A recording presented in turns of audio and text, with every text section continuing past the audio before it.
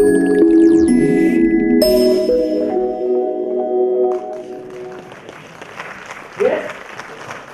Are you feeling the occasion? Yes. Awesome.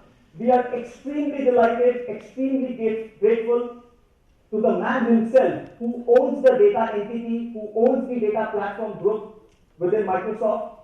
Please put your hand together and welcome the Corporate Vice President of Microsoft Corporation, Mr. T.K. Rengarajan.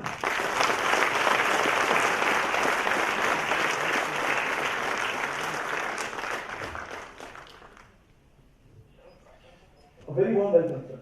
Good morning. Good morning. Good morning. Good morning. How are you guys doing? Good? I'm delighted to be at the Asia's first SQL Server Conference. It's a particular pleasure for me, leading the SQL team and the data team at Microsoft. This is a very special occasion to be talking about data. As I say, the world is drunk on data. The possibilities of data are so enormous, the world is coming to grips with that. So let me start the talk by giving you a sense of that.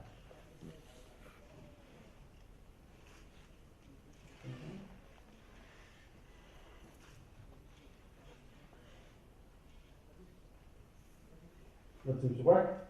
So there is a wonderful virtual cycle that's in progress in the industry. To take a small example, there are lots of sensors that are coming online. Sensors, every little mobile phone, every little sensor, every little app, every little sprinkler has sensors. This is becoming more and more. Every Fitbit, we seem to measure every breath, every heartbeat, every step we take in everything that we do.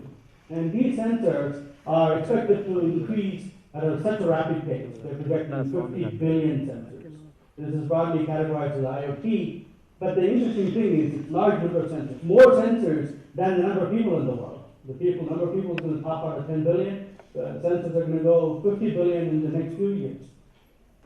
Now this is going to create huge amounts of data, and this data comes pouring from every place in the world. And all this creates wonderful insights with which we improve our lives. We run our businesses, we become more efficient, we create more prosperity for people. We're no stranger to and in Asia as a whole, that's booming. And so this wonderful insights that you get for life and work then drives the need for more such information, more data. And so this happens to be in the form of IoT in the picture that we show, and it can also come from every human interaction, every like on Facebook, every little email that you send, every little click that you make on a website. Every human activity seems to be valuable, every step you take.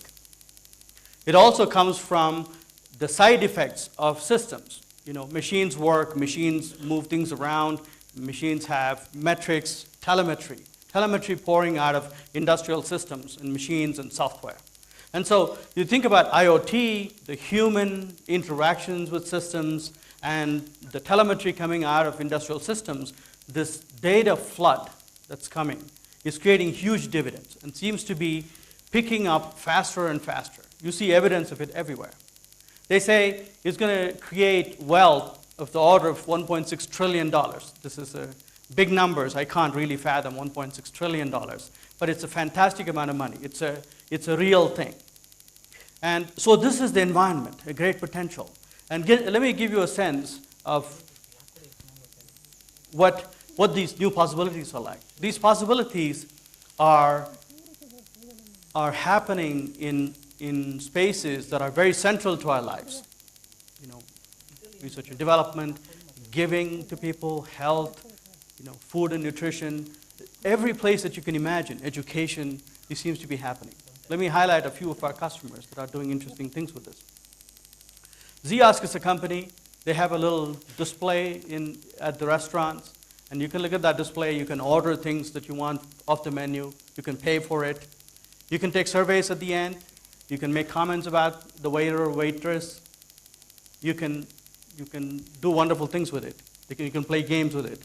Now, the company is creating all sorts of interesting reports out of this, SSGAS, reports on waiters and waitresses, reports on how the particular store is doing, which of the new popular options is being received really well. And in the future, they want to run big data algorithms over it. They want to run machine learning algorithms over it. They want to suggest interesting things for you based on whoever ordered this also ordered that other thing. Does that sound familiar from Amazon? So these sorts of optimizations are happening in SSGAS. And what used to be a simple restaurant experience is now data infused. There's a little instrument with which you're able to do very interesting new value for customers. And so that's a little example, touches food and nutrition for us. Another example is Aerocrine. So this is in the health business. Aerocrine makes these devices that are asthma devices. Patients who are suffering from asthma buy these devices, and they use them to give them relief. Now, these machines need to be there in perfect working order when you need them.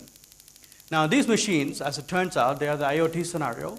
They produce large amounts of data, and this data is about the health of the machines themselves. Now, Aerocrine, the company makes these devices. They are able to harness this information, and they're watching these devices so that whenever any instrument shows signs of perhaps, showing errors and faults, they call up the customer and say, hey, customer, I know you are dependent very much for your life on this asthma machine, and we are noticing some problems with it, and would you be interested in us coming and fixing it so that you will have continued operation? Just imagine what that means for a patient like that. This is just a simple example, and this is this is dramatically improving our health. And so that's another example how it touches our real life data. The next one that's of great interest to me is Pearson. Pearson is in the education field. They make textbooks, and they are on a very ambitious program to digitize the textbooks. So, when students read the textbooks and they understand some concepts, they don't understand some concepts, and that information is virtually lost in the system. You find that out only when you test the students for understanding of certain concepts. Now, Pearson is having it all digital so that you can watch the students, learn. You can see the mistakes that they make, and then you can present new materials so that they can learn this material properly. And this is a dramatic improvement in education. And education, as you know, is the source of all prosperity. And this is something where we can make a dramatic difference for everybody in the world. You build it once, and you can roll it out to everybody in the world. And that's another great possibility. And these sorts of things go on and on. We're seeing real companies make real solutions, real products, real services based on data. And so the $1.6 trillion we talked about is not some hallucination. It's a real thing. Another great example is Real Madrid. Real Madrid is a football team.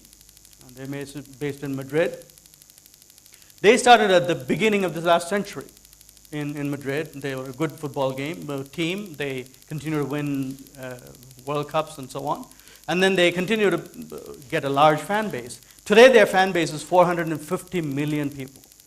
Now they have more fans in Indonesia than in Spain. And so whenever they have a game, they have 70,000 people who can come to the game, and they have 450 million fans who wondered what happened in the game. And so who should they focus on?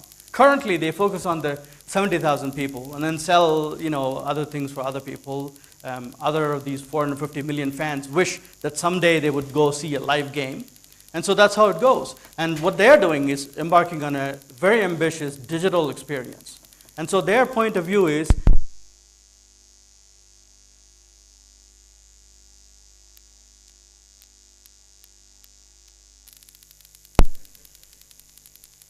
give him a minute.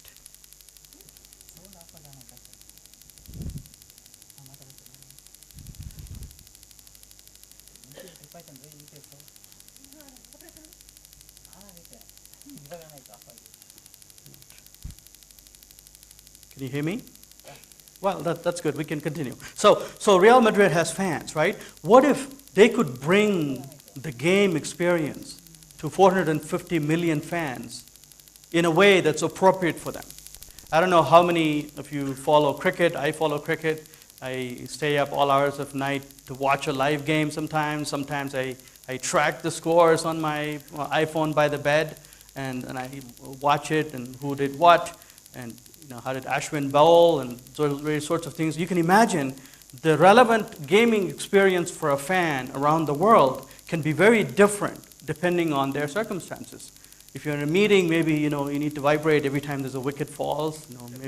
Maybe there's all sorts of relevant ways to let people know what that experience is like. And so Real Madrid is on a very ambitious program to bring the digital experience to all their fans. And so their goal is that the entire world is their stadium. And so they want the fans to experience the game, follow along with them.